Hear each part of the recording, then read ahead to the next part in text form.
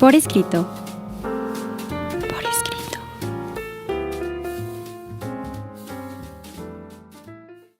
Eleva tus sentidos. Estamos en un programa más de Por Escrito. El día de hoy nos acompaña. ¿Qué tal? Sean muy bienvenidos. Mi nombre es Cecilia Durán Mena y seguimos atrapando lectores y escritores para nunca dejarlos ir. Un servidor, Juan Carlos Padilla. Recuerden, por favor, seguirnos en todas nuestras redes sociales. Estamos en Facebook, Revista Por Escrito, en Twitter, @por escrito, en Instagram, @revista por escrito, en Spotify por escrito. Pueden buscarnos en la página web, en nuestro canal de YouTube y, por supuesto, la invitación que hacemos todas las semanas de seguirnos a las 9:05 todos los miércoles con un estreno a través de Código Libre. Te invito a una marcha, mi querida Ceci. Marchemos, mi querido Juan. Protestemos. Elevemos. Vamos a los pretextos literarios. Pretextos literarios. Mi querida Ceci, ¿para qué quieres o por qué quieres protestar? Ay, mi querido Juan, ¿cuántas veces hemos elevado la pluma para disentir?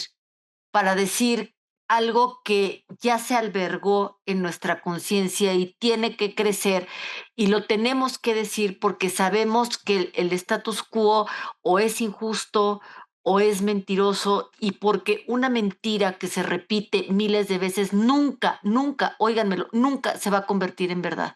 Entonces, por eso vamos a hablar hoy de la protesta y de la protesta como arte, de la protesta que se hace literatura. Me acabas de hacer pensar, Ceci, que logré. tendríamos que hacer un programa sobre la verdad Sin duda. y las diferentes formas de acepción, como también ocurre aquí con el derecho a disentir. A ver, es importante poder tomar postura.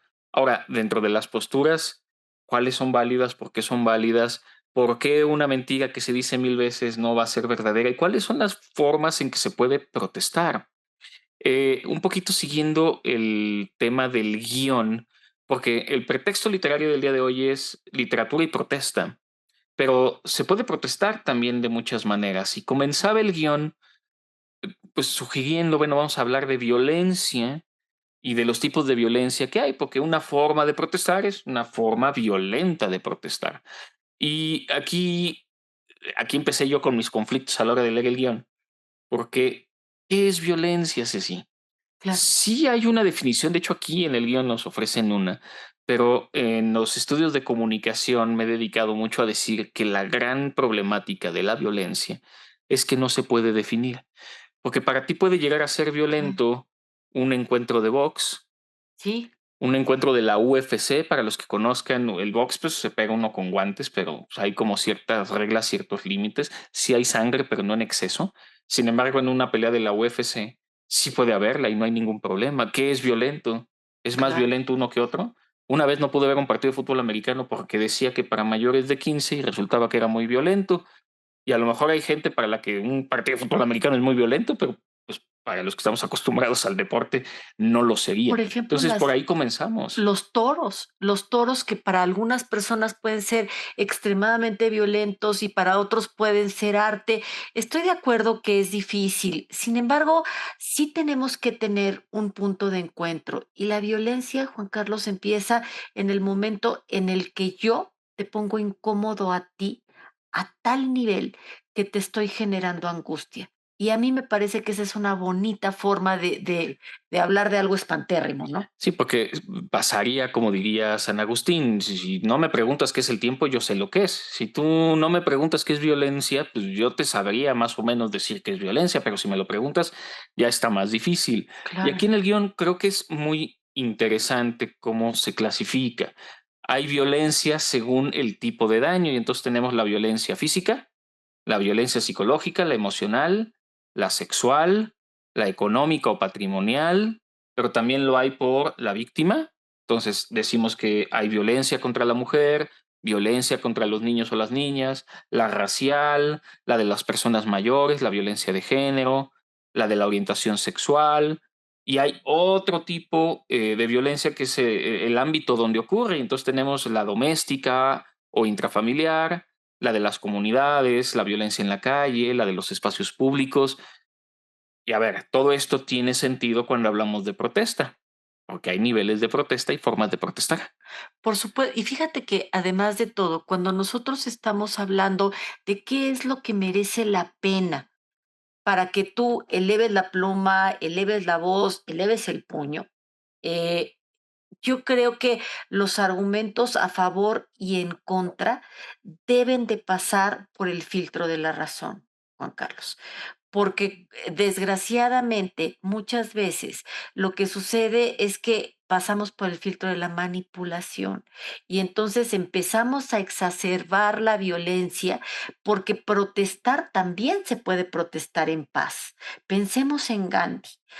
Acabo de ver, poquitito antes de empezar el programa, una foto que me enseñó Juan Carlos de Mahatma Gandhi vestido de blanco haciendo en medio de una huelga de hambre y verdaderamente también así se puede protestar. No necesariamente tenemos que recurrir a la violencia.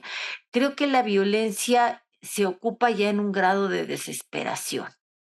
No, y a ver, creo que también es importante, aquí en este programa estamos a favor de la paz y de una protesta no violenta, pero también tenemos que comprender que cuando no hay una respuesta, cuando no hay, o más bien cuando hay solo impotencia para poder defender un derecho, ¿qué es lo que aquí ocurre cada que hay puente y hay bloqueos por desapariciones de mujeres? Es que es perfectamente justificable. Oye, pero ¿por qué tienen que andar cerrando? Es que no hay respuesta.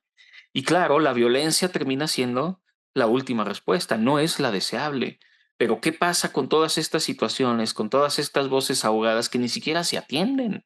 Estoy de acuerdo. ¿No? Y esto, bueno, en la literatura, aunque no es el caso específicamente, Joseph Kay, que me encanta el personaje de Kafka, él no es violento, pero perfectamente podría agarrar a batazos a todo mundo, pues porque ni siquiera le explican por qué lo están procesando, ¿no?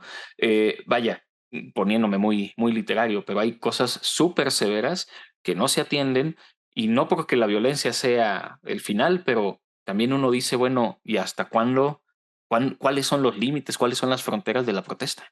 Y es que creo que aquí es en donde, como bien dices, Juan Carlos, nosotros no estamos a favor de las ideas, no a favor de los puños. Entendemos que es diferente, Sí. entendemos, pero el argumento ha de hacerse uso más bien del instrumento de la palabra para comunicar las ideas y para saberlas defender. Y eso, bueno, tú lo sabes muy bien, los griegos lo hicieron arte con la retórica. Entonces, yo por ejemplo, cuando he tenido la fortuna de dar la clase de narración literaria, hablamos de la retórica y en la retórica decimos, es que aquí es en donde se privilegia el uso del cerebro. Y entiendo también que haya personas que hayan recurrido a las armas o para defenderse o para salir de frente ante algo que ya los tenía verdaderamente desbordados, se entiende. Sin embargo, creo que el arte de la protesta es cuando tú tienes esa capacidad de motivar a alguien a hacer ver tu punto de vista desde el uso de la palabra. Excelente, excelente. A ver, ya iremos adentrándonos. Yo tengo el gran ejemplo. Ya hablaste de Gandhi y quiero hablar del personaje que inspiró a Mahatma Gandhi, pero lo voy a dejar para las conversaciones. Hablamos de violencia como algo que está vinculado con el tema del día de hoy, que es la protesta, y el otro es, bueno, y por qué soy violento? ¿Por qué tengo que llegar a ese extremo? Pues porque soy discriminado. Y también aquí el guión creo que nos regala una forma muy sencilla de entenderlo por tipos de discriminación. Hay discriminación socioeconómica, que esta se da mucho y que es muy particular, sobre todo cuando hay movimientos, diría Karl Mannheim, verticales y horizontales en lo socioeconómico. Está la discriminación de género, que aquí Uf, está muy clara en este país, la discriminación racial, la discriminación ideológica o política, que también qué los barbaridad. actuales gobiernos, no solo en este país, en muchas partes del mundo, se han dedicado a marcar diferencias que muchas veces son absurdas. Discriminación por orientación sexual, que también está muy en boga, y una discriminación por discapacidad, que se está empezando a atender, pero que todavía no es ni remotamente suficiente. En los poquitos segunditos que tenemos todavía, mi querida Ceci, ¿algún último apunte? Creo que es muy importante y es sobre todo muy, muy relevante hablar de que la protesta tiene que pasar por el filtro de la razón, no por la manipulación, mi querido Juan. Excelente, pues vamos a cerrar así esta sección, vamos con la siguiente y pues vamos a ponernos beligerantes astutamente. Así es.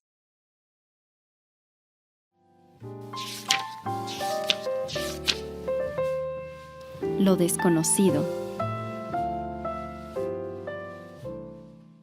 Cuando estamos hablando de protestar, a veces hablamos de voces anónimas, a veces hablamos de voces que no son tan conocidas y que valdría la pena conocer. El día de hoy yo quisiera detenerme a hablar de Guillermo Gómez Peña. ¿Quién es Guillermo Gómez Peña? Es un mexicano nacido en la Ciudad de México el 23 de septiembre de 1955. ¿Quién es? Es un artista de performance, es un escritor y este hombre dirige un colectivo transnacional de arte que se llama, tiene un nombre simpaticísimo, La Pocha Nostra. ¿Qué es la Pocha Nostra? Bueno, la Pocha Nostra es un movimiento que cuenta con más de 30 colaboradores distribuidos en diferentes partes del mundo, en México, en Estados Unidos, en Inglaterra, en España, en Australia. Y lo interesante es que sus proyectos abarcan desde performances individuales hasta instalaciones interactivas con comunidades de artistas y de intelectuales que producen estos foto performance, estos videos, este ciberarte, radio, publicaciones. La Pocha Nostra se define a sí misma como una organización transdisciplinaria de arte y sus obras y sus proyectos no son cualquier cosa. Y damos cuenta de que han sido presentados nada más y nada menos que en el Tate Modern de Londres, en el Museo Guggenheim de Nueva York, en la Galería Corcoran de Washington, en la Casa de las Culturas del Mundo en Berlín, en el MACBA de Barcelona y en el LACMA de Los Ángeles. Bueno, Guillermo Gómez Peña ha explorado asuntos interculturales a través de esta poesía multilingüe, del periodismo, de videos, de radio, de arte de instalación, y su trabajo y 8 libros han sido de gran apoyo para los debates sobre la diversidad cultural, la identidad y sobre todo la relación entre Estados Unidos y México, que siempre ha sido desigual. Hay 10 acciones psicomágicas contra la violencia de Guillermo Gómez Peña, según el Hemispheric Institute. Y cito, en los últimos años, Gómez Peña y su tropa, la Pocha Nostra, han examinado el cuerpo humano como un lugar de espiritualidad radical, como el espacio de memoria, pero también de penitencia y de activismo, de furia estilizada y de reinvención corporal. En este performance, el artista explora tanto el legado como el miedo del otro, la criminalización del cuerpo moreno, heredada del gobierno de Bush, y la cultura emergente de esperanza, de imaginación y de fe que se ha desarrollado en respuesta al orden mundial previo. Este performance aborda en ese momento histórico de reinvención al examinar el pasado inmediato e intentar manifestar un futuro posible sin recurrir a arreglos superficiales ni a esperanzas falsas. El trabajo artístico de Guillermo Gómez Peña, que como ya dije, abarca poesía, artes teatrales, que también se inmiscuye en el periodismo, en la generación de ideas y en la literatura, involucra la diversidad cultural internacional y aporta una forma de protesta que empodera contra todo tipo de violencia y discriminación. Y parece un contrasentido y no lo es. Su lucha y la voz de millones de personas son una revolución del pensamiento que está reflejada en el arte que está alimentado a partir de la diversidad del mundo. El autor se sitúa igual que cualquiera, rompiendo estigmas sistemáticos y brutales que siempre han existido y protesta a favor de todas y de todos.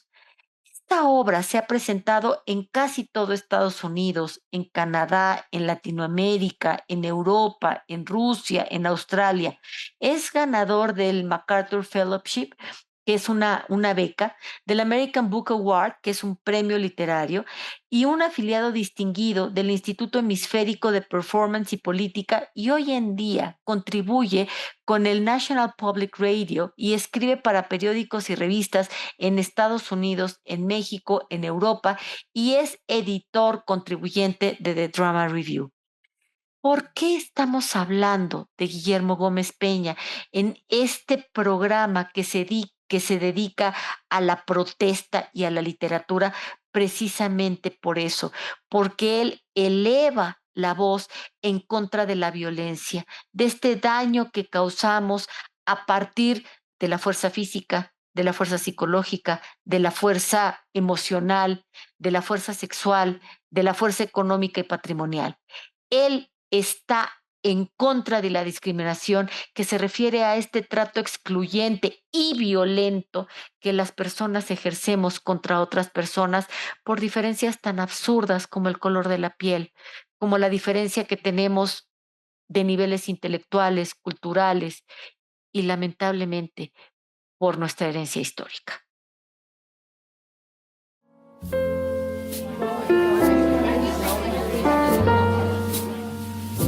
Conversaciones. Hemos llegado a nuestras conversaciones, mi querida Ceci, y si me lo permites, me voy a poner un poquito filosófico, pero pues es que el tema presta, el tema presta. Quisiera hablar de Byung-Chul Han, que yo sé que lo han manoteado mucho, pero creo que tiene ideas muy rescatables y Yo muy también buenas. creo. A ver, quiero hacer referencia a dos libros que tiene. Uno se llama La expulsión de lo distinto, que es cuando yo me siento vulnerado, discriminado y entonces rechazo al otro. Es un libro que nos ayuda a entender este fenómeno. Y el otro se llama En el enjambre. Y en el enjambre hay algo que a mí me gusta mucho explicarle a mis alumnos de primer semestre. La diferencia entre público, eh, auditorio, multitud, masa y lo que él llama enjambre. Y él dice que la nueva forma de protesta es el enjambre. Ujú. Cuando la gente le da like, pone banderitas de colores o banderitas de algún país que se vio afectado por alguna situación sociopolítica y que creemos que esa es la forma de protestar. Pero en realidad no estamos haciendo nada, no estamos generando nada. No se va a generar un cambio por poner banderitas en redes sociales. Y esto es lamentable. Y ese es el nuevo fenómeno, porque ya la gente no sale a la calle a protestar.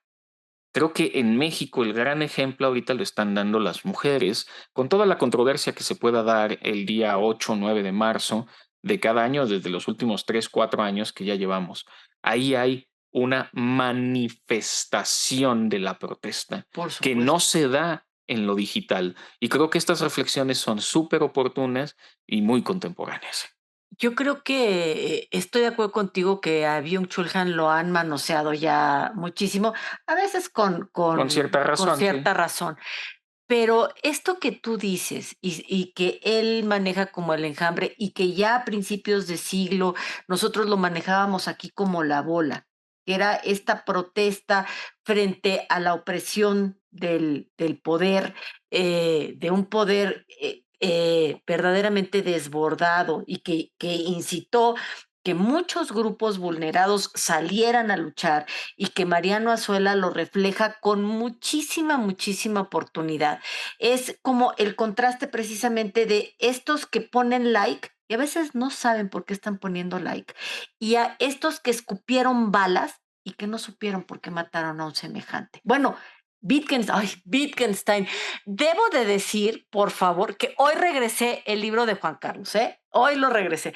Pero Wittgenstein decía en el Tractatus, y eso ay, a mí siempre me ha impresionado, cómo un semejante puede matar al otro, que como no comparten lenguaje, no entiende uno por qué está muriendo y el otro por qué lo está matando, y lo está matando, Juan Carlos, lo está matando. Y lo mismo sucedía en Fuente Ovejuna con Lope de Vega. ¿Quién mató al comendador? Fuente Ovejuna, señor. ¿no? Entonces, es esta protesta que estamos haciendo, es este decir, ya estuvo bueno, hasta aquí llegó, y el padre Concha, que Diosito lo debe tener bien cerquita, decía, es que también en la protesta está el entender tu punto de vista y el mío, esta capacidad que tú decías de disentir y de decir, yo te escucho, me escuchas, pero hasta aquí el santo evangelio, compadre. O sea, tampoco se trata de agachar las orejas, pues, Sí, ¿no? claro, porque si no, entonces no tiene sentido la protesta, ¿no? Así es. A ver, tengo que remitirme, sí, a Gandhi. Gandhi, quiero que imaginen el escenario. Él es abogado, él está no en la India, primero está en Sudáfrica. Y en Sudáfrica, los ingleses que están colonizando quieren hacer un censo de población de la gente en Sudáfrica. Gandhi le dice a las autoridades de Inglaterra, yo consigo que la gente haga su ID, lo que sería hoy la credencial de elector. Yo lo consigo, pero ustedes a cambio tienen que darnos estos beneficios. Hacen una especie de acuerdo pacífico y llegan a ese acuerdo. Hacen los IDs, los nombres, como pudo haber sido en aquel entonces. No iban a ser credenciales plásticas, claramente. Pero cuando no se cumplieron las demandas que Gandhi había hecho en favor de los sudafricanos que se habían registrado, fue muy sencillo. Hicieron una convocatoria, hicieron una gran hoguera, y como no se cumplieron, todos los IDs fueron a pagar a la fogata. Sin violencia, pero con una manifestación. La protesta tiene que ser manifiesta. Creo que esa es la gran idea que hay de fondo, o al menos de mi parte en este programa. ¿Quién inspiró a Mahatma Gandhi? Tenemos que leer, y aquí es la primera gran recomendación, a Henry o Henri Thoreau, Claro. norteamericano, Desobediencia Civil. La desobediencia civil la leyó Gandhi y fue lo que le dio la idea no solo para esta acción en Sudáfrica, sino para lograr la independencia pacífica, entre comillas, de la India, que aunque pueda entrecomillar, porque hubo acciones de violencia, en Claro. realidad fue pacífica y eso es impresionante. Hay que entender el fenómeno que implica Gandhi y leer Desobediencia Civil de Henri Thoreau, quien por cierto también protestó en contra de la invasión norteamericana contra México en 1845. Sí, carambas. Y yo creo, a ver, ¿qué es lo que te lleva, Juan Carlos, a decir, yo voy a elevar y voy a empezar un movimiento?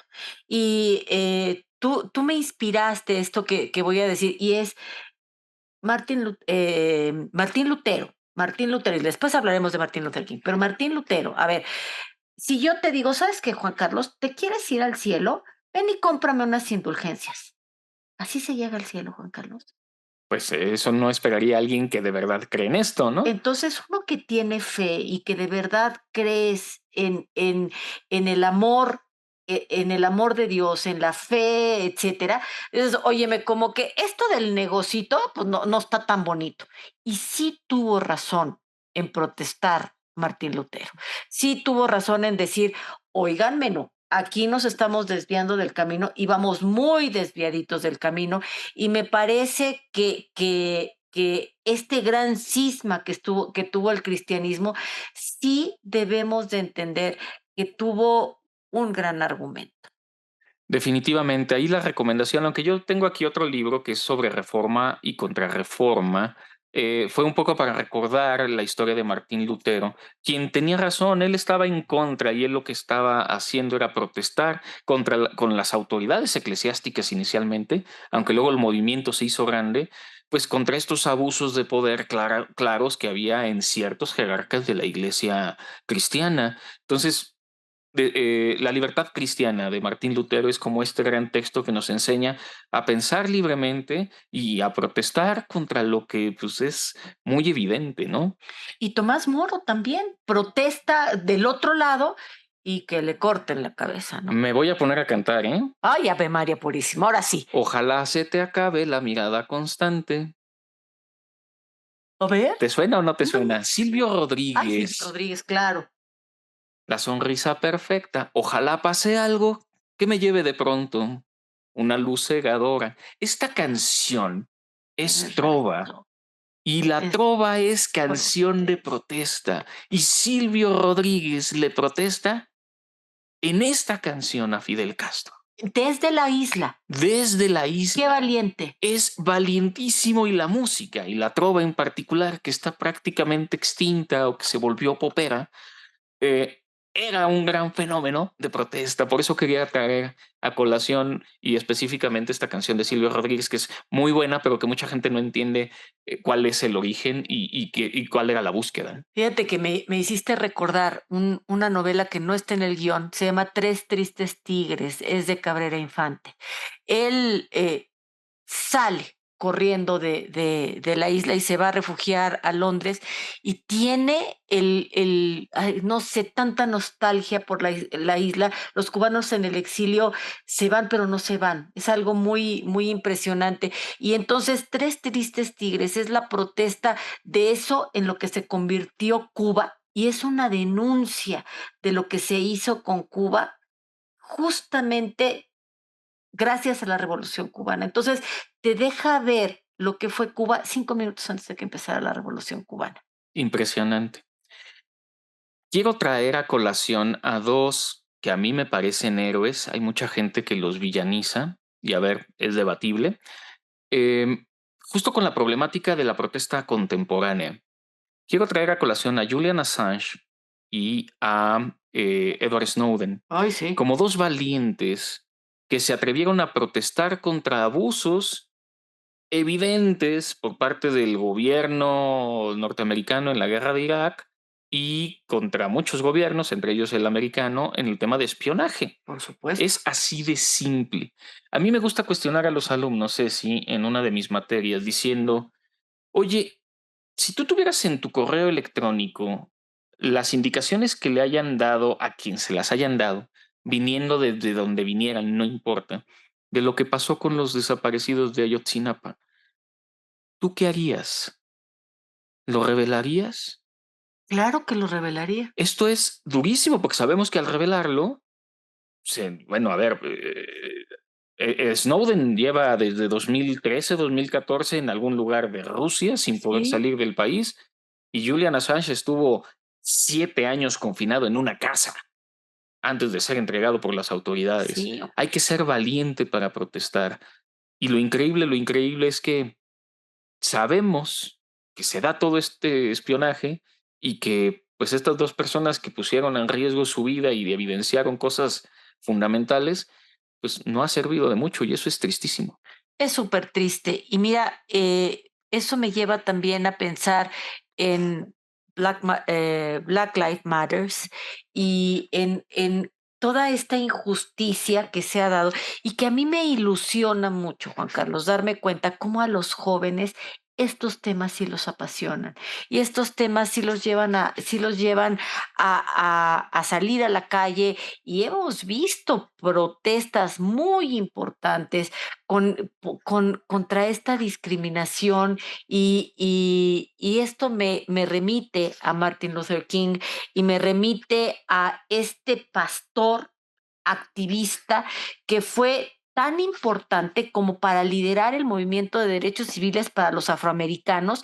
Y fíjate que si tú escuchas el discurso de I Have a Dream, este que se hace en el mall en Washington, D.C., que tuvo verdaderamente, estaba desde el monumento a Lincoln hasta el hemiciclo a Washington lleno, pero no solamente había personas de raza negra, había de todos los colores, de todas las edades y todos estaban emocionados de escuchar la solvencia de las palabras del doctor King, porque hay que decirlo, el doctor King fue el primer doctorado de raza negra, entonces no hay que quitarle nunca el título al doctor King. Eso que él hizo 15 días antes de morir. 15 días antes de morir. Los grandes discursos son memorables y uno se tiene que poner de pie y aplaudir. Desgraciadamente ya también se ha disuelto mucho esto, ¿no? A ver, rápidamente, porque quiero mencionar sí a Greta Thunberg, porque es un Mm. fenómeno muy interesante. También creo que hablar de estos temas valdría la pena en un programa aparte. Quiero hacer alusión a un libro que me parece maravilloso, que comienza así. Nada importa.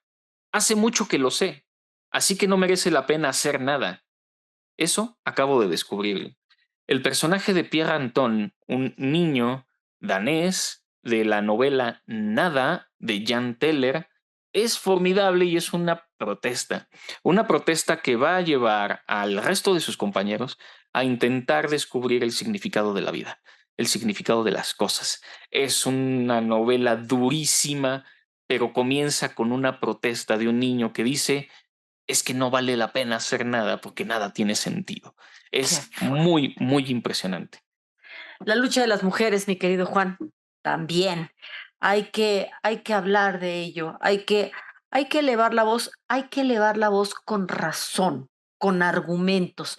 Y con esto quisiera cerrar este programa. El poder de los que no tenemos poder se llama inteligencia, dice Antonio Gramsci. Así que, pues desgraciadamente no podemos protestar todo el tiempo. Me quedé pensando en el artista del hambre de Kafka porque se los acabo de dejar a mis alumnos. Es también otra forma de protesta muy interesante. Pero vamos a despedir el programa, por favor. Seguimos atrapando lectores y escritores para nunca dejarlos ir. Me despido, mi nombre es Cecilia Durán Mena. Síganos escuchando. Un servidor, Juan Carlos Padilla, también se despide, no sin antes agradecer a la gente en producción. Tenemos a Frida, tenemos a Nat, tenemos a Ahí Isis. sí, ajá. Por ahí Lalo se andaba resistiendo, no quería protestar con nosotros, aunque lo invitamos, que su vida literaria sea enérgica. Sí. Ultimátum.